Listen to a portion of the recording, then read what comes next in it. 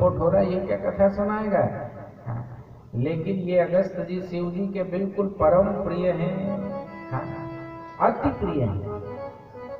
जैसे भगवान नारायण के बहुत सारे काम नारद जी करते हैं कि नहीं, नारद जी बहुत प्रिय हैं, ऐसे ही शिव जी के सबसे प्रिय अगस्त जी हैं। जब जब संसार में कोई काम बिगड़ जाता है तो फिर शिव जी अगस्त जी को भेजते हैं और अगस्त जी संपन्न करते हैं कि राम कथा मुनिवर्ज बखानी। अगस्त जी ने निवेदन किया, प्रभु क्या आज्ञा है, आज दास की कुटिया पर आप पधारे। शिव जी कहते, आज हम राम कथा सुनने आए हैं। अब विचार कीजिए, जो त्रिभुवन के नाथ हैं वो भी सत्संग करने के लिए जाते हैं। और कब जाते हैं, जब बिल्कुल विवाह हुआ ही है, अभी कुछ समय हुए। हम लोग तो 2-4 साल तो सोचते भी नहीं है, लेकिन शिव जी राम में इतना अनुराग रखते हैं। राम कथा मुनिवर्ज बखानी, सुनी महेश परम सुख मानी। ये राम जी की कथा सबको सुखी कर दे ऐसा जरूरी नहीं, क्योंकि जो भाव से बैठे ही नहीं है उसको कथा का रस आता ही नहीं समझ में।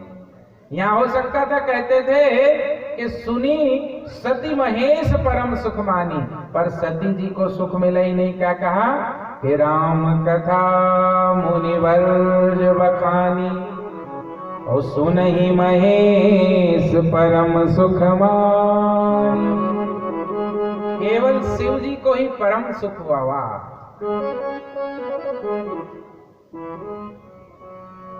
और ये सार भी है कि देखिए, कई लोग होते 2-4 बार 4 बार 6 बार 8 बार कथा सुन लेते के बस बहुत हो गई भैया, अब काई सुनी ली, ऊंच बात आए रुकाई आए, पॉकेट पैसा की बर्बादी छे रुकाई। तो क्या लिखा तुलसी बाबा ने कि रामचरित जे सुनत अघाई, तो रस विशेष दिन जाना नहीं। जो भगवान का चरित्र सुनते सुनते कहते बात बात बात पंडित जी हम तो अघाई गा, बिल्कुल अब तो गड़ा गड़ा आई गई है, तो रस विशेष दिन जाना नहीं।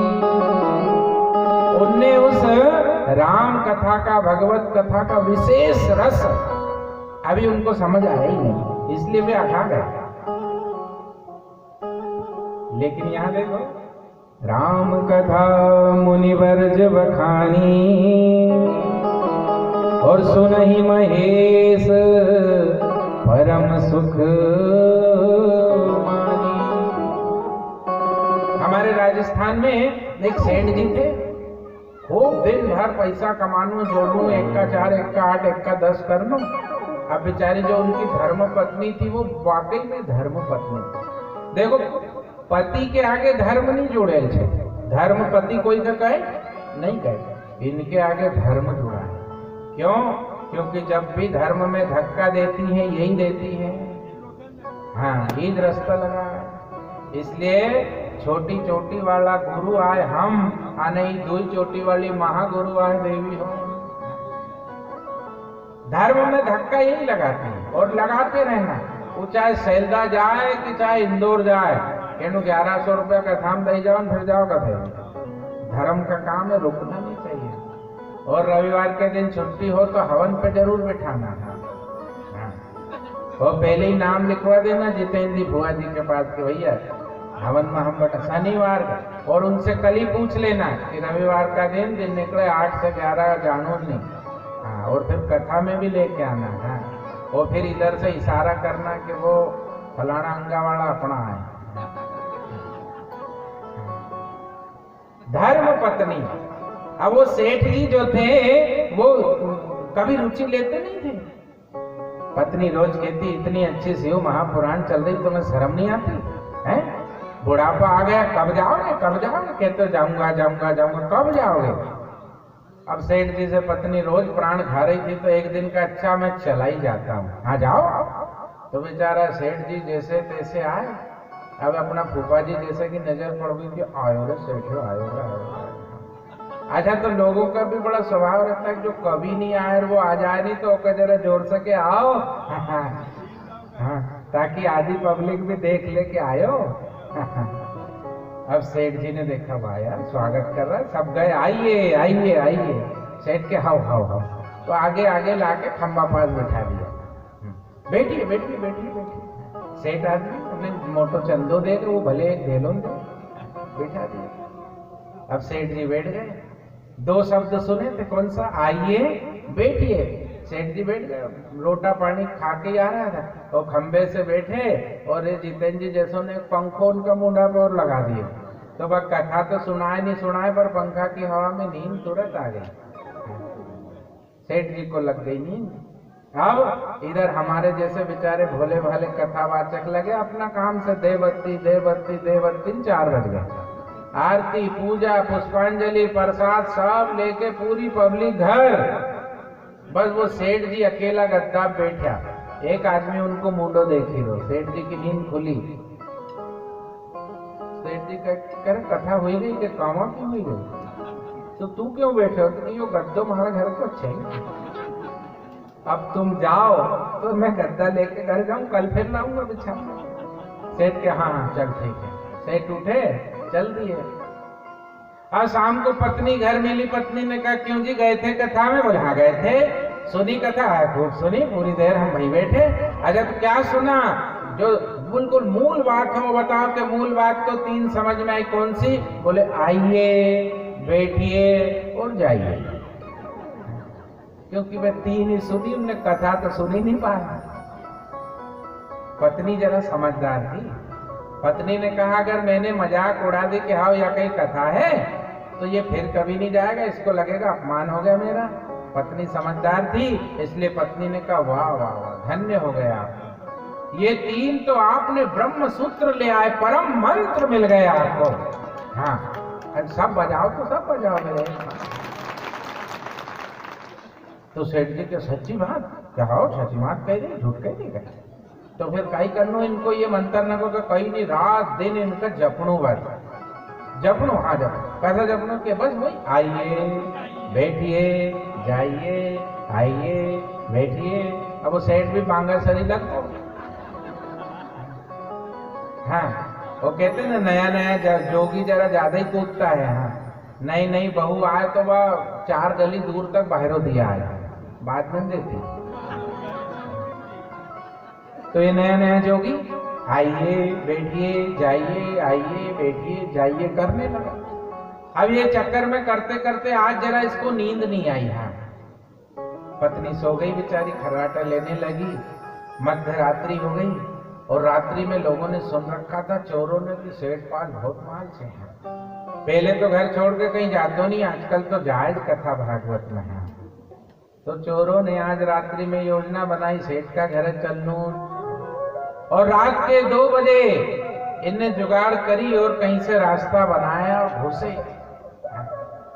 अब ये सेठ तो बेचारा आधी नींद में और आधी जागरण में कह रहा था आइए बैठिए जाइए।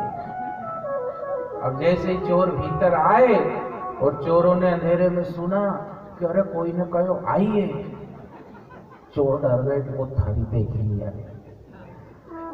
अब देख ही लिया करके 2-4 कदम और गए आगे कि किसने देखा ये भी तो देखें। तो इतना में यो सेठ कहे बैठिए बैठो, वो थाली हो तो पहचान भी रहे अपना गए, सीधो कही दो बैठो।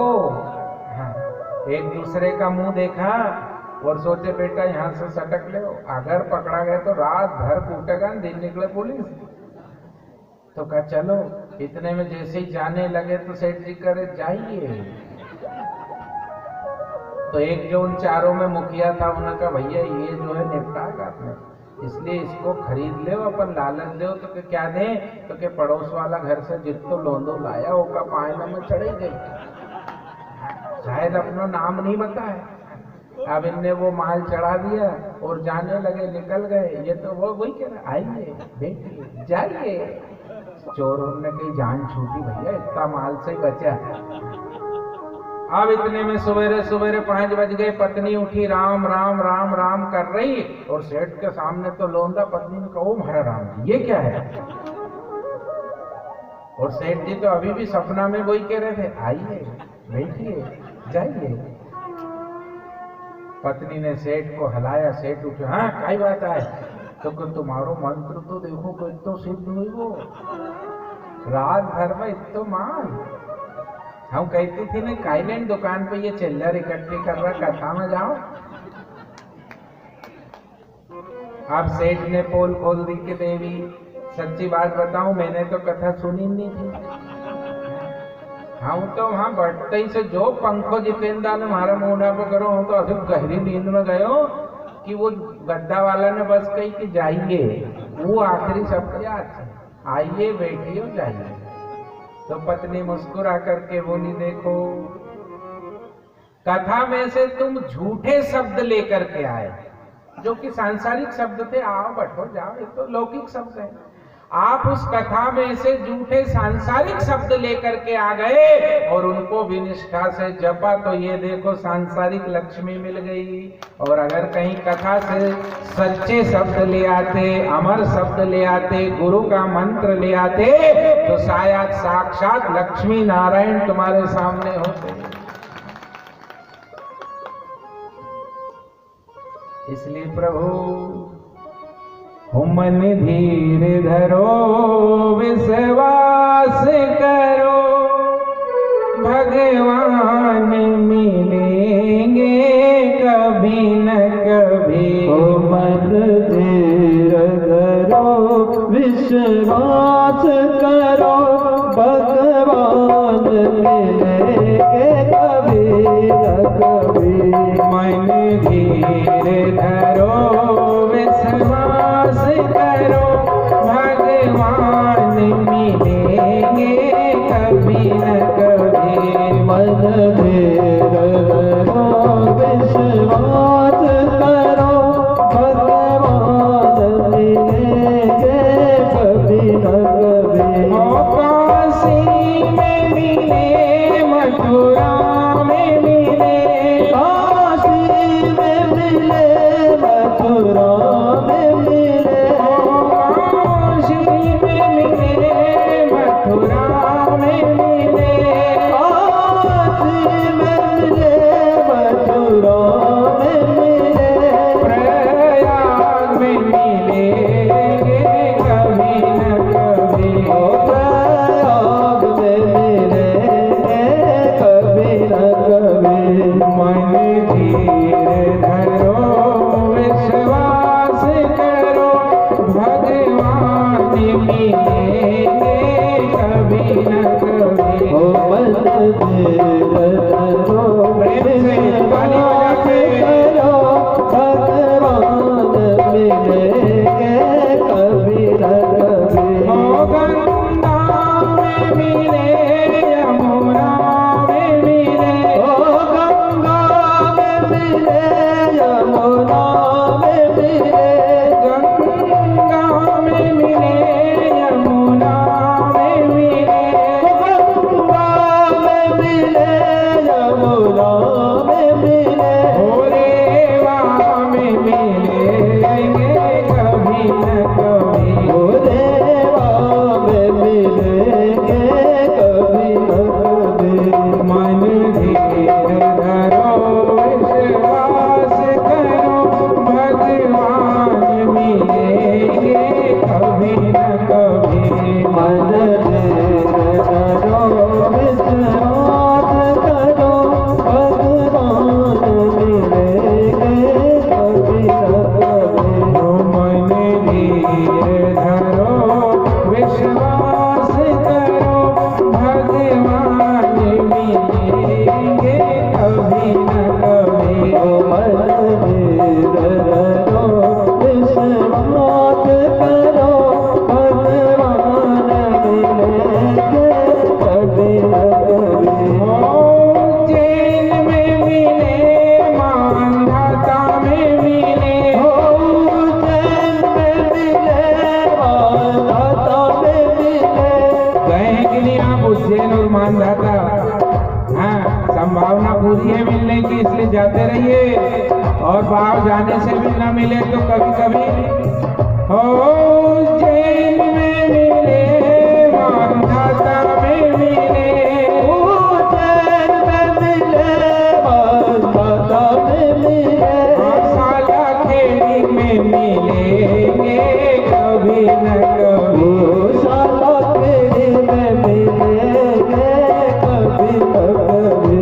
मन धीरे धरो विश्वास करो, मन धीरे धरो विश्वास करो, भगवान मिलेंगे कभी न कभी, भगवान मिलेंगे कभी न कभी। मन धीरे धरो विश्वास करो, मन धीरे धरो विश्वास करो, भगवान मिलेंगे कभी न कभी, भगवान मिलेंगे कभी न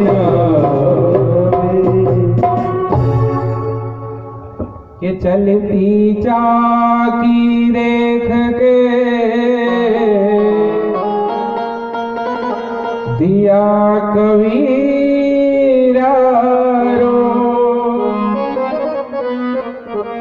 दो पाटन के बीच में उस सावत बचान को।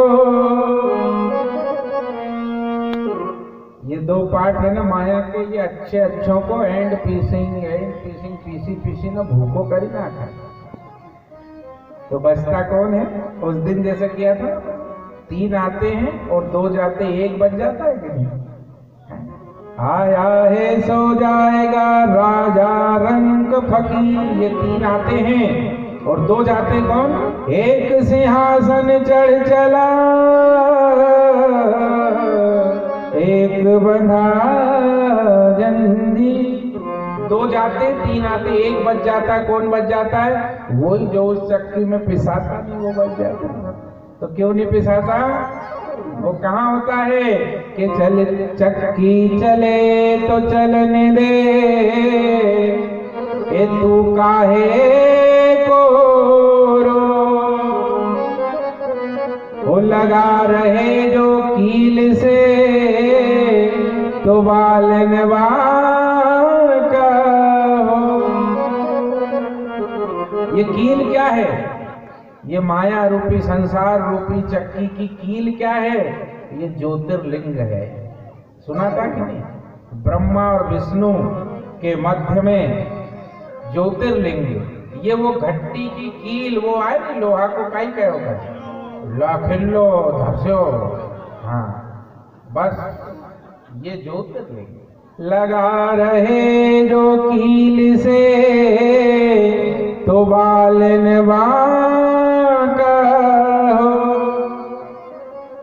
इसलिए कुछ भी करो, कुछ भी करो, कर से कर्म करो विधि नाना। ये नाना मतलब अनेक प्रकार के कर्म, और वो कुछ भी हो सकते हैं। कोई धाड़की कर रहा है, कोई मजदूरी कर रहा है, कोई कपड़े सी रहा है, कोई बाल काट रहा है, कोई रोटी बना रही, कहीं की झाड़ू लगा रही। हाँ, काम कोई छोटा नहीं होता, और बल्कि सच्चाई तो ये है कि काम जो जितना छोटा दिखता है ना, वो उतना ऊंचा होता है। सबरी माता क्या करती थी? झाड़ू लगाती थी। बड़े बड़े साधु संत जो वहां समाधि लगा के बैठे थे, उनको भगवान नहीं मिले, और कहाँ पहुंचे? सीधा वह ढोकरी सबरी का अंगना में। इसलिए काम छोटा नहीं होता। घर की बहुओं को कई बार लगता है, हाँ नवाजी आई तो देखो मका बाकी घसने लगी थी ना, वो मोटी मोटी न कर, ऐसे नहीं, सब काम अच्छे हैं। हमारे राजस्थान में एक घर में 4 बहू थी। अब बेचारी जो बड़ी बड़ी बहू जरा चाला, एक ने चूल्हा पास की सेवा ले ली, ठंड पड़ रही, एक ने तिजोरी की है, मारो काम मैनेजमेंट हिसाब किताब का है, और एक सासू का आगे पीछे फिरे, बस चापलूसी कर लूं, मजा, पूरा बर्तन झाड़ू सब बेचारी नानी छोटी को पकड़ेगी। वह भी कम थी नहीं, हाँ पक्का गुरु की चेली थी। वह भी खूब भजन गाई गाई ने झाड़ू लगाए, बासन मांजे, खूब प्रसन्न नाचे कूदे। तो वे 3 को महीने 2 महीने हुआ, कोई अपन ने कहीं गलती तो नहीं कर दी। तो एक दिन पूछ लिया तीनों ने, बुला के, क्यों तू इतनी खुश कैसे है? हमने तो तुझे बड़ा कठिन काम दिया, बासन माननो, दिन निकले से भाईरो फेरनो, गोबर पूजो करनो, तू बड़ी प्रसन्न। तो वो कहती, जेठानी जी तुमने तो मेरा भाग्य खोल दिया। अरे किसके भाग्य में अतिथियों के जूठे बर्तन मांजना, तुमने तो हमारा भाग्य खोल दिया है। उनका भाग में या गली में झाड़ू लगाना, न जाने कौन साधु संत सन्यासी निकलते होंगे, उनकी झाड़ू लगाती हूँ, वो रास्ते की चरण रज मेरे माथे पे उठती, मेरा तो सौभाग्य हो गया है। जेठानी ने सोची कि वो या तो सीधी स्वर्ग जाएगी, वो अपन तो नरक जाएंगे। तो जेठानी के सोन, हाँ कल से थारो काम कपड़ा धोनो, हाँ ये बासन न झाड़ू हाँ लगाऊंगी। बेचारी छोटी के जैसी आपकी आज्ञा, कोई बात नहीं।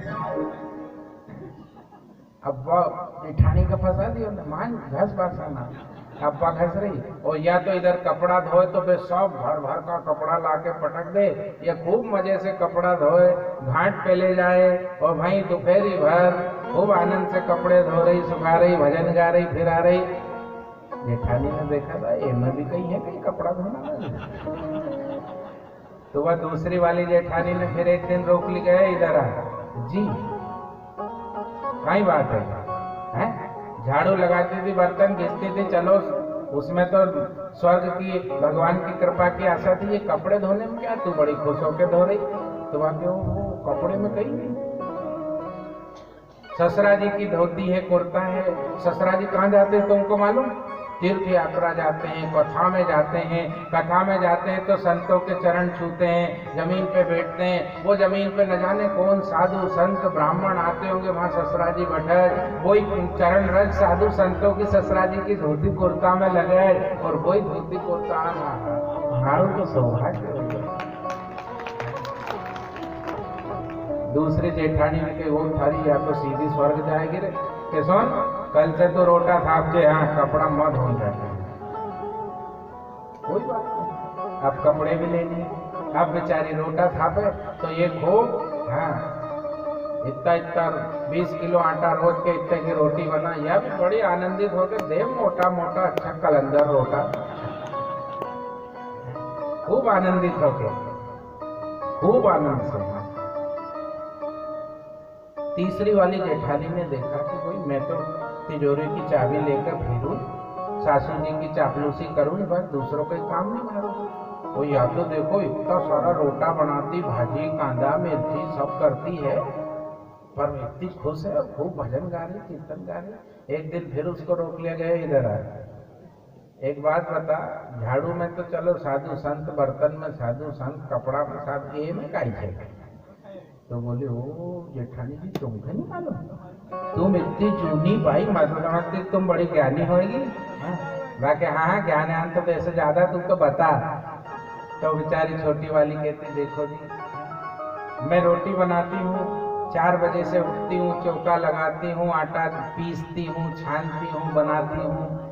पहली रोटी काय की बनाती हूँ मालूम? जेठानी के काय की, कि सबसे पहली रोटी हम गौ माता का ले निकालना।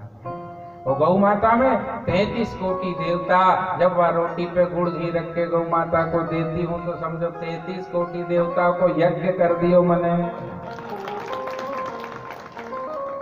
और फिर वही रोटी अतिथि खाते हैं, संत खाते हैं। कोई मंदिर में साधु संत परिक्रमावासी आते हैं तो सासू जी टिफिन भेजती, रोटा कौन का मारा बनाए। और आखिरी की रोटी भी खाली नहीं जाती, वह जरा सी चांद की भी कुत्ता का लेन बनाओ ना, कुत्तो भी कम मत समझो, भूकट तो भूकट, पर भैरू बाबा कम नहीं है वो भी।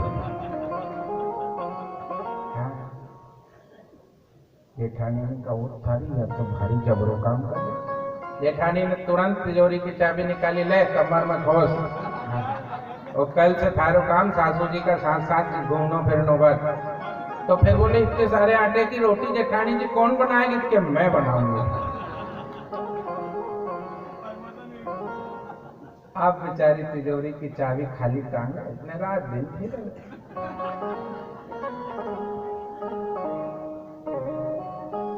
तो सत्संग जो होता है वो आपको यहाँ भी आनंदित कर देता है और वहां का रास्ता भी बनाता है। जो सत्संग में आते हैं वो कभी दीन दुखी नहीं होते हैं, वो सब आनंदित होते हैं कि मन आनंद मनाओ रे,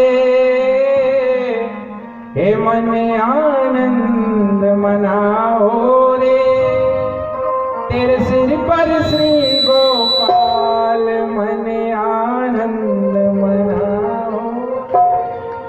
चलो फिर गाएंगे दूसरे। मन आनंद मनाओ रे, तेरे सिर पर श्री गोपाल मन आनंद मनाओ रे। इसलिए जो कथा में आती हैं वे बिगड़ेल बहु सुधर जाए, और जो सुधरेल है वे महान हो जाती है, सगुबाई की तरह, मीराबाई की तरह हो जाती है। हाँ, मीराबाई कैसे? हे मारो मन मोहन में लागो रे, मीरा तो मोहन में मिल गई। कैसे मिल गई पता है? देखो उदाहरण मीराबाई ने कितने सुंदर दिए कि मीरा तो मोहन में मिल गई, जो गोदड़ी में धागो। तो गोदड़ी का धागा होता नहीं ऐसे, यानी कभी तो मैं दुनिया में दिखती हूँ और कभी मैं मोहन में गायब हो जाती हूँ। ए मीरा तो मोहन में मिल गई। उदाहरण, जो सोने में सुहागो रे, मारो मन मोहन में लागो। और क्या कहा मीराबाई ने कि मनुष्य जन्म ले हर नहीं भजिया। अच्छा, ये काल किसको खाएगा? अपन ने उस दिन सुना था ना कि यमराज और मृत्यु को भी शिव जी ने मार दिया था। तो काल किसको खाता है? जो महाकाल के विरुद्ध होता है। मनुष्य जन्म ले हरि नहीं भजिया, तो कालवाही ने खा घोरे, मारो मन मोहन में लागो। ए मीरा सोती श्याम भवन में। यहाँ श्याम का मतलब श्याम सुंदर नहीं, यहाँ श्याम का मतलब काला है। काला का मतलब रात्रि है। मोह निशा सब सोवनहारा। मीराबाई कहती है मीरा सुनती श्याम भवन में, मारे सतगुरु आए जगागारे। तो चलिए 2 मिनट हो जाए फिर। हे मारो मन मोहन में लागो रे, मारो मन मोहन में लागो रे, मारो मन मोहन में लागो रे, मारो मन मोहन में लागो रे। मीराबाई तो ऐसी मिल गई, मीराबाई तो ऐसी मिल गई, मीराबाई तो ऐसी मिल गई, मीराबाई तो ऐसी मिल गई। जो सोने में सुहागो रे, जो सोने में सुहागो रे, मारो मन मोहन में लागो रे, मारो मन मोहन में लागो रे। मीराबाई तो ऐसी मिल गई, मीराबाई तो ऐसी मिल गई, मीराबाई तो ऐसी मिल गई, मीराबाई तो ऐसी मिल गई। जो गोदड़ी में भागो रे, जो गोदड़ी में भागो रे, मारो मन मोहन से लागो रे, मारो मन मोहन